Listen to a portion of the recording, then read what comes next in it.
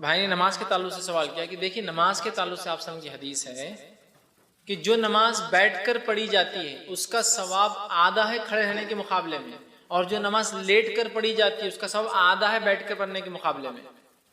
हदीस के अल्फाज मतलब जब इंसान खड़े रहकर नमाज पढ़े, समझ लीजिए फॉर एग्जाम्पल 100 नेकियां मिलती है, तो अगर बैठकर पढ़े तो 50 मिलती है और लेट कर पढ़े तो 25 ही मिलती है नेकियां उसको। इसीलिए जवानी की इबादत को इतना अफजल कहा गया, इसलिए कि जवानी में इंसान खड़ा हो सकता है, बुढ़ापे में बैठकर नमाजें पढ़ना पड़ती है। समझ रहे आप? और एक बात और गलतफहमी जो लोगों को है वो ये है कि औरत बैठकर नमाज पढ़ेंगी, खड़े रहकर नहीं पढ़ेंगी, और अक्सर औरतें बैठकर नमाज पढ़ती है। बैठकर नमाज अगर औरत पढ़ती है तो आधे सवाब मिलता है उसको। नमाज सबको खड़े रहकर पढ़ना है, खड़े ना रहने की सूरत में ही अल्लाह बैठने वाली कबूल करेगा। जो खड़े रहकर पढ़ सकता है उसकी बैठ की नमाज अल्लाह कबूल ही नहीं करेगा। इबादत खड़े रहकर होंगी, नमाज जो बताई गई जैसी, ना कर सके तो बैठकर, ना कर सके तो लेट कर। हमारे पास सारी की सारी औरतें बैठकर ही नमाज पढ़ती, क्यों? बोले औरत। अगर ये किसी खयास के या किसी की गलत इल्म की बुनियाद पर है तो हाफी सवाब मिल रहा है उसको वैसे, और ऐसा नहीं है ये मतलब इल्म की बुनियाद पर नहीं, औरत बैठ के पढ़ेंगी तो बैठ के। हमारे पास लोग बोलते हैं तो फिर तो सवाब ही जाए, इसलिए कि वो इबादत कबूल ही नहीं करेंगे अल्लाह बैठ की जो होती है। और मर्दों में गलत फहमी होती है कि नफिल नमाज बैठकर पढ़ना चाहिए, मगरिब की 3 रकात खड़े रहकर, 2 रकात खड़े रहकर, 2 रकात बैठकर। अब मैं भी कभी कभी परेशान हो जाता था, शायद 5 रकात की ताकत थी बेचारे में तो खड़े रहकर पढ़ लिया, 2 के अंदर बेचारा कमजोर होगा तो बैठकर पढ़ा, लेकिन फिर खड़े रहकर चढ़ा। अरे प्रॉब्लम क्या है इसका? बाद में पता चला मुझे कि ये अकीदा है लोगों में कि नफिल बैठकर पढ़ना चाहिए। नबी अकरम सल्लल्लाहु अलैहि वसल्लम ने कभी नफिल बैठकर नहीं पढ़ी, सिवाय जब आप बीमार हुए तो आपने बैठकर भी फर्ज पढ़ी और लेट कर भी फर्ज पढ़ी, और एक बैठकर पढ़ाई भी आपने, वो एक अलग शक्ल है। लेकिन नमाज सिर्फ खड़े रहकर होंगी। खड़े रहने की ना सूरत में शरई कमजोरी, शरई वजूहात, बीमारी की शक्ल में, फिर बैठकर, और बैठकर भी पढ़ने की ताकत न होने की शक्ल में, फिर लेट कर। और खड़े रहने के मुकाबले में बैठने का सवाब हाफ, और बैठने के मुकाबले में लेट के नमाज पढ़ने का सवाब हाफ हो जाता है। याद रखना, इसका 100 तो इसका 50 तो इसका 25 मिलता है। और बिला शरई उज़्र के बैठकर पढ़ना अल्लाह कबूल नहीं करेगा, क्योंकि इबादत खड़े रहकर, सल्लू कमा रायतुमूनी उसल्ली, नमाज वैसी पढ़ो जैसा मुझे देखते हो। आपने कहीं बैठकर नमाज नहीं पढ़ी सिवाय मजबूरी के। तो बहुत सारे मर्द भी नफिल नमाज बैठकर, औरत तो पूरी नमाजें बैठकर पढ़ रही, अल्लाह रहम करे। तो नमाज खड़े रहकर ही पढ़ेंगे, सिवाय शरई उज़्र के कि फिर आप बैठकर, सिवाय शरई उज़्र के कि फिर आप लेटकर पढ़ सकते हैं, वरना और उस पर भी सवाब कम कम और कम होता जाता है। किसी साल कुछ लड़कियां के बहुत सारे लोग कि चेयर्स पे हम नमाज पढ़ते हैं। नमाज पढ़ने की पहली कैफियत खड़े रहकर है, जो सबसे अफजल है, बंदा खड़े रहकर पढ़े। दूसरी कैफियत, जो खड़े रहकर नहीं पढ़ सकता तो कैसे पढ़े? नीचे बैठकर। दूसरी कैफियत बैठने की है, चेयर नहीं है कहीं भी बीच में, नीचे बैठकर। नीचे बैठकर नहीं पढ़ सकता है तो लेट कर। और आपने फरमाया खड़े रहने के मुकाबले में बैठकर पढ़ने का सवाब हाफ, और लेट के पढ़ने का सवाब बैठ के पढ़ने से हाफ। मतलब खड़े रहने का अगर 100 है तो बैठकर 50 और लेट कर 25। इसीलिए हदीस में ना, जवानी की इबादत खूब कर लो, क्योंकि बुढ़ापे में इंसान बैठता है या लेट के पढ़ता है, इसका सवाब कम हो जाता है, बहरहाल नमाज कबूल हो जाती है। अब चेयर का मसला रहा, तो पहले खड़े रहकर पढ़ना है, नहीं पढ़ सकते खड़े रहकर तो क्या करना? नेक्स्ट स्टेप बैठना है। हमारे पास क्या होगा? नहीं, नीचे कैसे बैठेंगे वो, तो बड़े सेट है ना, चेयर लाओ चलो मेरे लिए। नीचे जमीन पर। सेकंड स्टेप, हाँ कोई ये कहे कि मेरे पैर ही नहीं मुड़ते हैं तो फिर चेयर उसके लिए। नहीं मेरे पीठ में तकलीफ है लेकिन उठ बैठ सकता हूं मैं, लेकिन मुकाम भी तो नहीं मेरा समाज में, कहता कुर्सी का छोड़ सकता मस्जिद में।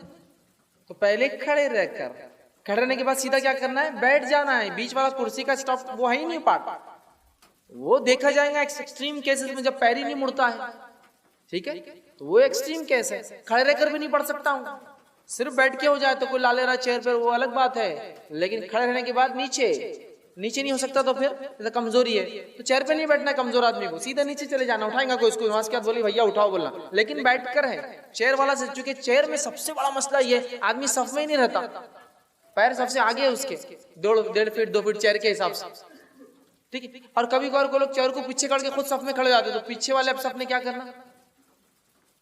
खुद कुर्सी पीछे, खुद तो सफ में आ जाते हैं और चेयर पीछे, वो कैसा होना? अब चेयर आगे लिए तो ये सबसे आगे हो जाता, आगे खड़ा हो चेयर पीछे, है ना। तो first standing, second sitting, third sleeping, मतलब लेट कर भी हो सकता है, ठीक है, लीन जिसको कहेंगे लेट कर, लेकिन कुर्सी नहीं है।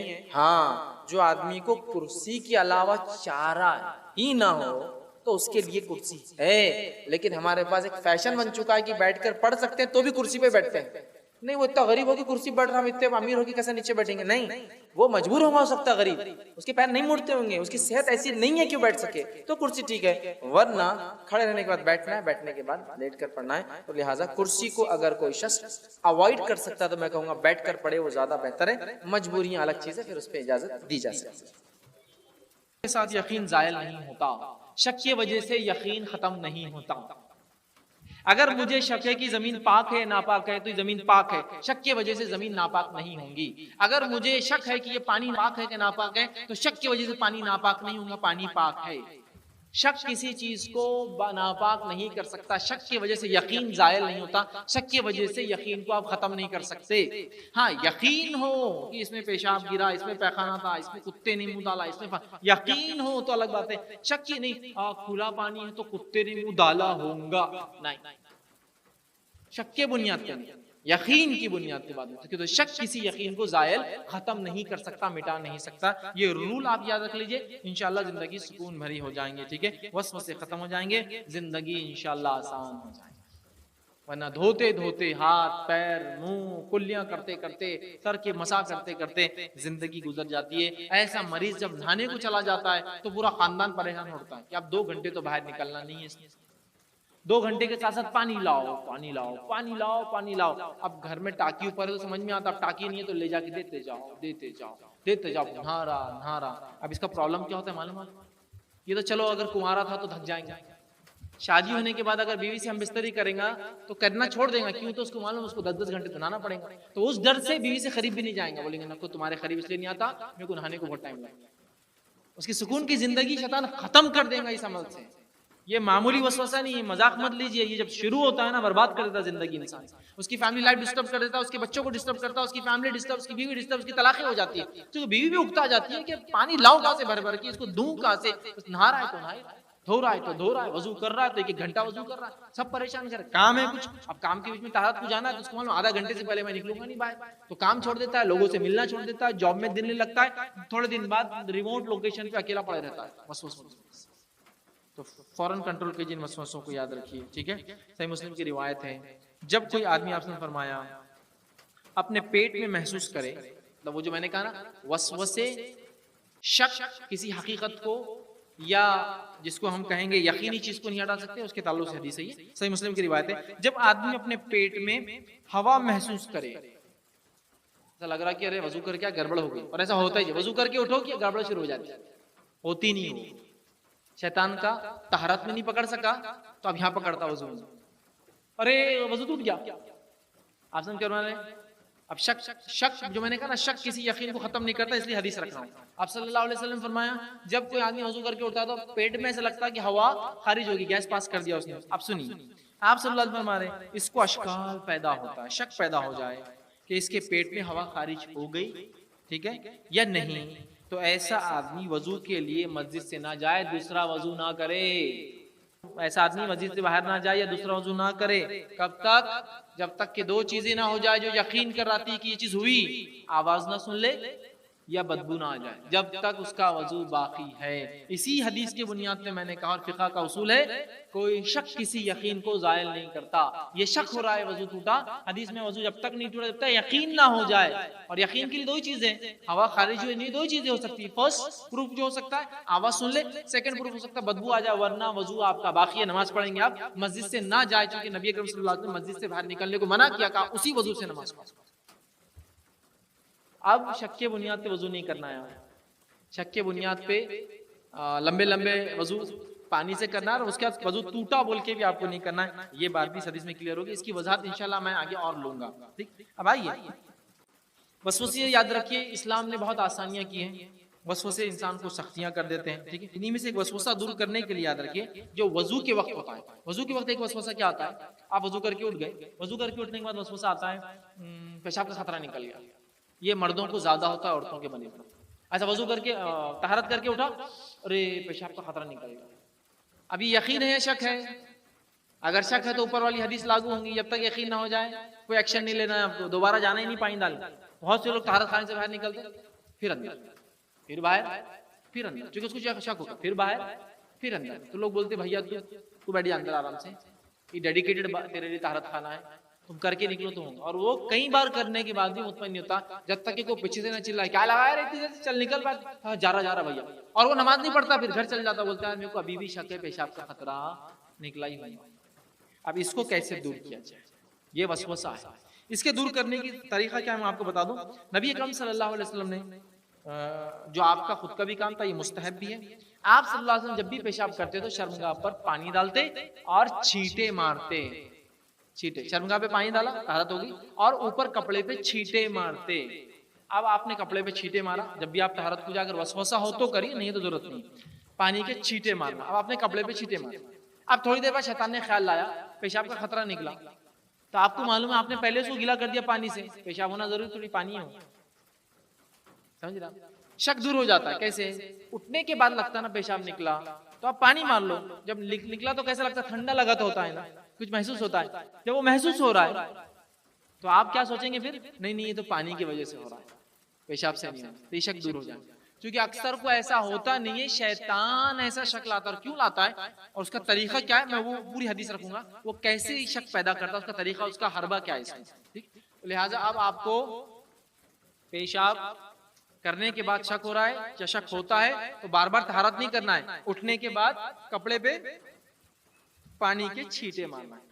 अब्दुल्लाह इब्न उमर रज़ियल्लाहु अन्हु के ताल्लुक से आता है, आपको शक होता था ऐसा, तो आप पानी मार के उठते, इतना पानी मारते कि लोग कहते कि आपका पैजामा गीला हो जाता, तो आप पानी मारिए, पानी मारने से शक की गुंजाइश पूरी खत्म होगी, नमाज में कोई वसवसा नहीं होगा, अरे तेरे तो पेशाब निकल गया, अरे तेरे तो पेशाब निकल गया, अरे तेरे तो पेशाब निकल, कुछ वसवसा नहीं, और आया भी तो बोलना चल निकल जा पानी है, चल निकल जा पानी है, चल निकल जा पानी है, क्योंकि पहले से गीला है ना पानी से, तब पेशाब है पानी समझ में नहीं आएगा, तो ये वसवसा, ठीक। इसी तरह हम देखते हैं नबी अकरम सल्लल्लाहु अलैहि वसल्लम जब पेशाब करते तो वजू करते और जो है छींटे मारते। दूसरी रिवायत में कि रसूलुल्लाह सल्लल्लाहु अलैहि वसल्लम को देखा गया पेशाब किया आपने और अपनी शर्मगाह पे छींटे मारे, तो कपड़े पे भी मारते और शर्मगाह पे भी छींटे मारते, ये काम कीजिए। अब्दुल्लाह इब्न उमर ऐसे ही करते थे।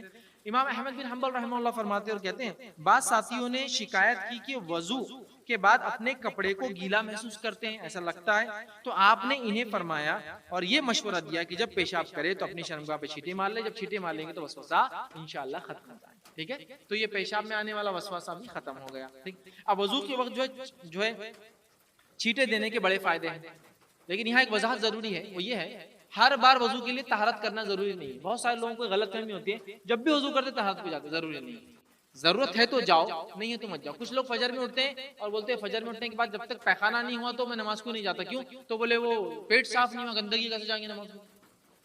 अरे भैया अंदर है अभी, वो बाहर नहीं निकली, जब बाहर निकली तो गंदगी कहलाएंगी, जब तक अंदर है तो मेरे साथ है वो, समझ रहे आप। लेकिन अजीब व गरीब उनके वहम शुबहात होते हैं, ठीक, इसको भी दूर कर। आप सल्लल्लाहु अलैहि वसल्लम फरमाया बेशक वजू का एक शैतान है। अब वजू वसवसे क्यों आते हैं, उसका एक स्पेशल शैतान है। वजू का एक शैतान है जिसका नाम वलहान, उसका नाम है, उस शैतान का नाम है वलहान। और आपने फरमाया बस तुम पानी के वसवसों से बचो। वजू का एक खास शैतान है जिसका नाम वलहान है, बस तुम पानी के वसवसों से बचो। ये शैतान बोलता और धो और धो, वजू नहीं हुआ, ये सूखा रह गया, वो सूखा रह गया, गुसल नहीं हुआ, पानी में डुबकी लगा के भी निकला, बोलता ना नहीं हुआ, और धो और ये कर और फला कर और ऐसा कर, ये वलहान है। औज़ु बिल्लाहि मिनश शैतानिर रजीम पढ़िए, इंशाअल्लाह ये खत्म हो जाएगा, ठीक है। तो ये शैतान खास आपको ऐसा करता है, ठीक है। इसी तरह गुस्ल जनाबत करने के लिए याद रखिए, बहुत सारे लोग जो है आधा आधा एक एक घंटा लगा देते हैं।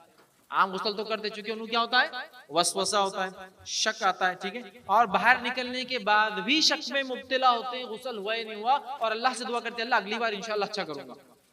मतलब उनको ना गुस्ल पे यकीन है, गुस्ल पे नहीं है, तो फिर इबादतें कमजोर होगी, इबादतें कमजोर होगी तो इंसान थोड़े दिन से इस्लाम से दूर होता है, चूंकि वो परेशान हो जाता है गुस्ल और ये तमाम चीजों से, याद रखिए, ठीक है। तो इसमें बिल्कुल इसको जरूरत नहीं सोचने की। बहुत सारे शादीशुदा लोग ऐसे वसवसों में आके जिंदगी अपनी बर्बाद कर लेते हैं, उनकी बीवियां छोड़ के चली जाती है, चूंकि या तो वो दूर रहते हैं या तो फिर एक बार हम बिस्तरी करें तो कहीं कहीं दिन नापाक समझते हैं अपने आप, ठीक है, ये मसला होता है। अब्दुल्ला रजी अल्लाह अन्हु के ताल्लुक से एक हदीस मरवी है। हदीस इस तरह से कि रसूलुल्लाह सल्लल्लाहु अलैहि वसल्लम ने साद रजी अल्लाह अन्हु के पास से गुजरे तो उनको वजू में ज्यादा पानी इस्तेमाल करते हुए पाया, तो फरमाया, आप सल्लल्लाहु अलैहि वसल्लम ने पूछा, ऐ साद ये क्या है, ये इसराफ कैसा। तो उन्होंने कहा कि जवाब दिया कि वजू में भी क्या इसराफ है, क्या वजू में भी इसराफ होता है। तो आपने कहा हाँ, अगर तू जारी नहर के पास भी बैठा है तो वजू में कम पानी इस्तेमाल कर, क्योंकि वजू में भी इसराफ है।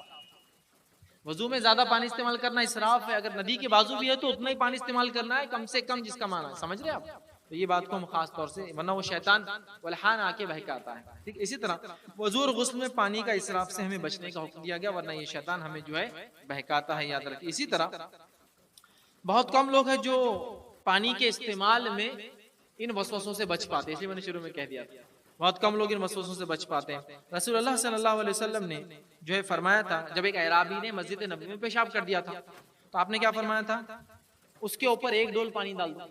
क्या किया था उसने, खतरा नहीं, पूरा पेशाब कर दिया था। क्या फरमाया, मस्जिद धो के निकालो, मस्जिद साफ करके निकालो, टैंकर भर पानी डालो, कुआं पूरा ला के पलटा दो। मस्जिद नबवी में क्या फरमाया, एक डोल पानी फिनिश, एक डोल पानी फिनिश। ठीक है, आइए इसी तरह आप सल्लल्लाहु अलैहि वसल्लम ने जो है खुश्क मनी के बारे में कहा कि उसके उखाड़ दे, उसका कपड़ा नापाक नहीं होता। मनी अगर सूख जाए कपड़े पे लगकर, आप उसको उखाड़ दे तो आपकी नमाज बिल्कुल दुरुस्त है, उसका धोना जरूरी नहीं, उसका धोना जरूरी नहीं। ठीक है, अब मैं हवाले और तफसीलात नहीं रखना, चूंकि एक एक जुमला मेरा एक एक हदीस और उसकी तफसीलात में जाएंगे। ठीक, खुश्क मनी को उखाड़ दे कोई मसला नहीं। ठीक, अपने नाखून से खुरच सकते हैं आप, और उसके बाद नमाज को जा सकते हैं, उसमें पानी लगा के, कोई धोना उसके लिए जरूरी नहीं। जूते के बारे में फरमाया कि जमीन पे सिर्फ रगड़ लो, धूल से पाक हो जाता है, उसको धोने की जरूरत नहीं। किसी भी किस्म की कितनी भी गंदी गिलास रखो, खाली मिट्टी पे रगड़ लो, जूता पाक हो जाता है। हमारे पास अगर किसी के जूते पे कुछ लग गया तो वो जूते को धो के, फिनाइल मार के, सेंट मार के, उसके बाद ही मुतमईन होता, अरे यार बहुत गंदा लगा था उसको, अभी मुतमईन नहीं बस।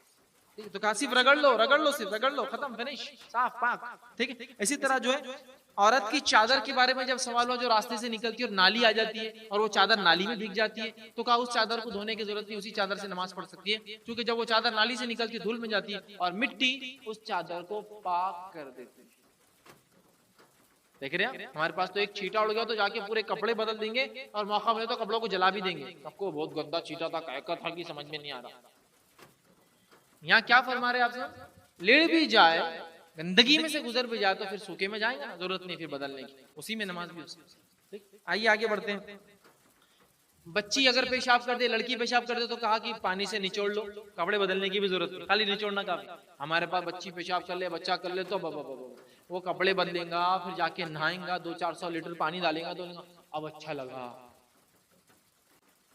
खाली निचोड़ लेना है, खाली जब पेशाब लगा काफी है। लड़का अगर पेशाब करे तो पानी छिड़क लेना है खाली, छोटा जो अभी खाता पीता नहीं, उतना भी काफी। देखिए इस्लाम इतना आसान है। ठीक है, तो नबी करीम सल्लल्लाहु अलैहि वसल्लम ने जो है एक चरवाहे से, जब आपके साथ एक सहाबी जा रहे थे और एक जगह पानी पीने की बारी आई, तो एक तालाब था, तो चरवाहे से एक शख्स ने, जो सहाबी थे, कहा, ए चरवाहे क्या इसमें दरिंदे पानी पीते हैं? तो आप सल्लल्लाहु अलैहि वसल्लम ने कहा, ए चरवाहे जवाब मत देना, अगर पीना है तो पी लो, नहीं तो खामोशी से चलो, पूछो मत कौन पीता क्या करता। होता है ना ऐसा, हम कहीं से जा रहे हैं, अब कोई प्यास लगी, अब पहले के जैसे जमाना थोड़ी, मतलब अभी जैसे जमाना है बोतलें हर जगह मिलती पानी की, वैसा थोड़ी था।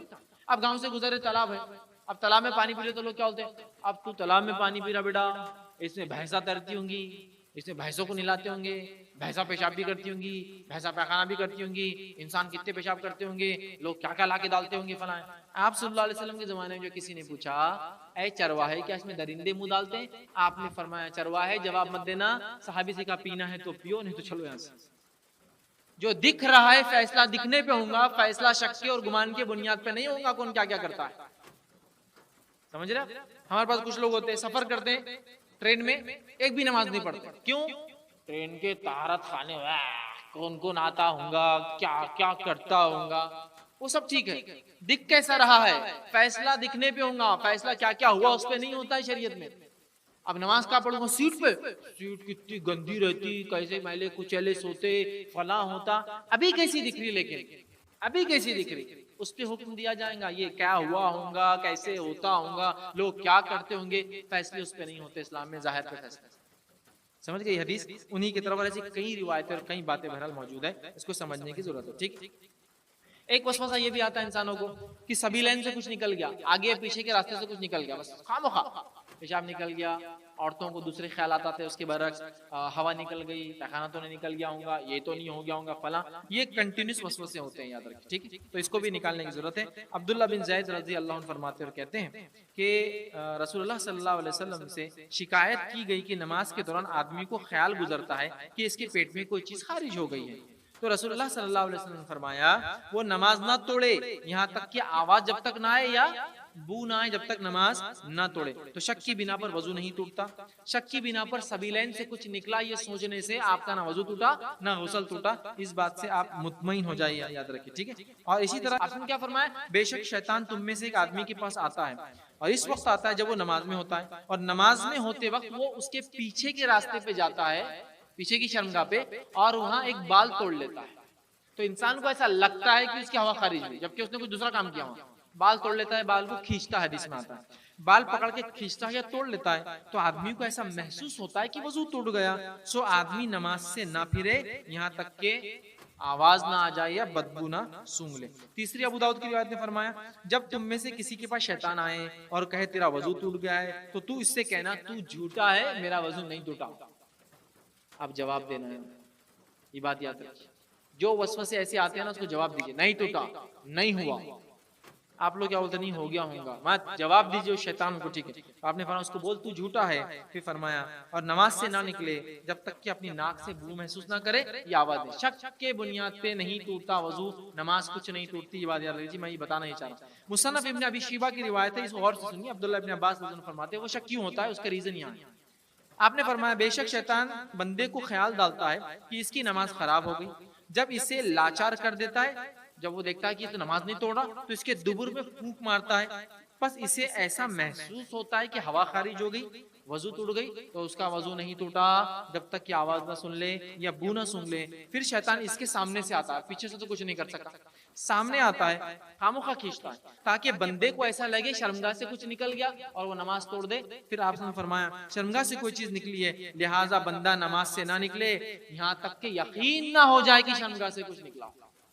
शक के बेसिस पे ना नमाज टूटती, ना रोजा टूटता है, ना नमाज दोहराने की जरूरत है, ना रोजा दोहराने की जरूरत है, ना रकातों को खामोखा सजदे सहू करने की जरूरत है, कुछ नहीं। समझ रहा, ठीक है। तो यकीन होना जरूरी है, इस्लाम में डाउट के लिए कोई स्पेस नहीं है, कोई खला नहीं। चलिए आगे बढ़ते हैं।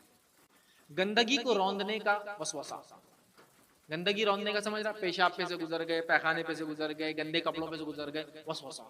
अब वो गंदगी में से जरासीम उड़ रहे होंगे, उड़ के मेरे कपड़ों को चिपक गए, लपट गए होंगे, अब जाके उतारना जरूरी है, नहाऊंगा नहीं तो नमाज नहीं पढ़ सकूंगा, फुला फुला इबादतें छोड़ रहा है, सब कुछ छोड़ रहा है। ये वसवसे की आखिरत है, वो देखते हैं। सहाबा ताबईन तबे ताबईन में बहुत सारे लोगों से ये अमल साबित है कि वो मस्जिद को पैदल जाया करते, पैदल जाते वक्त उनके पैरों को गिलाजत लगती और उसके बाद भी वो पैर नहीं धोते नमाज में दाखिल होने से पहले, वजू करके घर से निकलते, नंगे पैर जाते, गिलाजत लगती, लेकिन मस्जिद जाने के बाद कोई भी सहाबी ताबईन पैर को नहीं धोता। क्यों नहीं धोता, वो भी देख लेते। चलिए सहाबा से पूछते हैं क्यों नहीं धोते थे भाई आप। चलिए आगे हदीस देखते हैं। इमाम अबू दाऊद और इमाम तिरमिज़ी रहमतुल्लाह एक रिवायत करते हैं, अब्दुल्लाह इब्न मसूद रज़ी अल्लाहु अन्हु से एक रिवायत करते हैं कि हम गंदी चीजों को रौंदने से वजू नहीं करते थे। मतलब नबी अकरम सल्लल्लाहु अलैहि वसल्लम जमाने में हम गंदी चीजों को रौंदते थे और उसको रौंदने से, पैर में आने से हम वजू नहीं करते थे। क्यों नहीं करते थे? क्योंकि गंदी चीज पैर को लगी, आगे बढ़े, धूल पैर को लगी, चूंकि नंगे पैर जा रहे ना, धूल उस गंदगी को पाक कर दे, फिनिश। इतना ही याद रखिए, इसमें आगे बढ़ने की कोई जरूरत नहीं। इसी तरह अली रजी अल्लाह उनके ताल्लुक से आता है कि वो बारिश में नंगे पैर नमाज को जाते और कीचड़ में से गुजरते, लेकिन मस्जिद में दाखिल होने के बाद पैर नहीं धोते।